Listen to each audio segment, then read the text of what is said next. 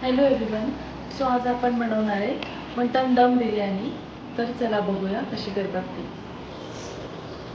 Mutton बिर्याणीसाठी सगळ्यात आधी मॅरिनेशनला लागणारे आपल्याला पुदिना, कोथिंबीर, आलं, लसूण हे मॅरिनेशन करून घेणार आहे आपण.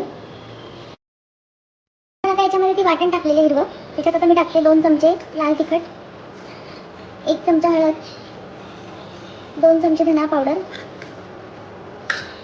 आणि इथे मी टाकते आपला घरगुती बिर्याणी मसाला. तो मी टाकते 3 चमचे.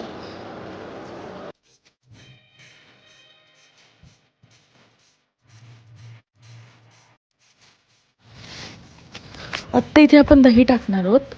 त्यानंतर हे मॅरिनेशन करून ठेवायचं आहे 2 ते 3 तास. मटनला जास्त वेळ मॅरिनेशन करा. त्यानंतर आपल्याला आता पाणी ठेवायचं उकळायला.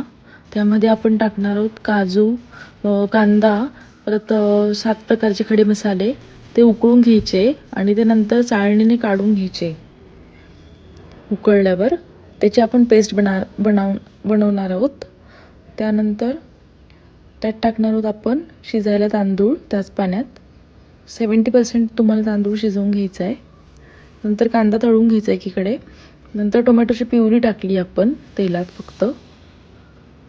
त्यानंतरून आपल्याला जो आपण मसाला काढला होता, काजू, कांदा आणि खडे मसाले, तो बारीक करून घ्यायचा आहे. तो पण त्या प्युरीतच टाकायचा आहे. त्यानंतर आपल्याला टाकायचा आहे कांदा तळलेला या मसाल्यांमध्ये.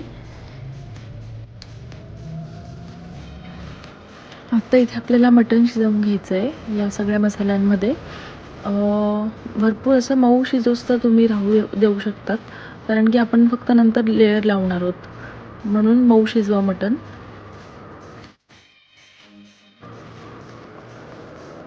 नंतर आपल्याला फक्त तेलामध्ये खाली भात टाकायचा आहे पहिल्या लेअरला.